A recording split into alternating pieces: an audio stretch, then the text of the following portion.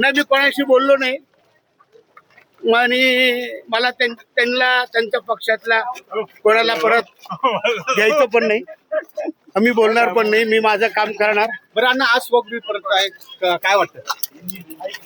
तिथं काम केलेले आनंदच वाटतो. अण्णा, काल तुम्ही खूप जल्लोष केला, युती झाली त्या संदर्भात. त्याच्यावर काही विचारू नका, मी फक्त विकासासाठी चाललोय. चला आता प्रवेश पूर्ण भाजपमध्ये आलात परत? विकास करण्यासाठी लता पाटील, अमोल पाटील, रवींद्र दिवरे, भारती दिवरे, संगीता गोटेकर आम्ही सर्व आता प्रवेश करतोय.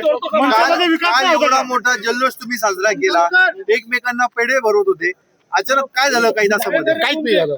मग का बरं आला? सांगितलं ना विकास करायचा आहे म्हणून. पण मग तिकडे विकास नव्हता होत.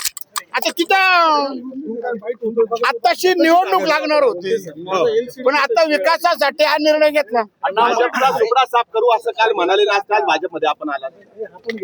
आता निर्णय झालाय. आपण काल सुपडा साफ मी काय बोललो, काय राहिलो, आता तो विषय घेऊ नका.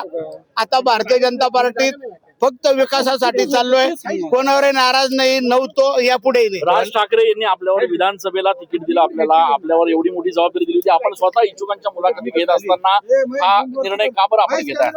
एकच विषय माझा, एकच, सगळ्या प्रश्नांना एकच उत्तर, फक्त विकासासाठी आम्ही चाललोय.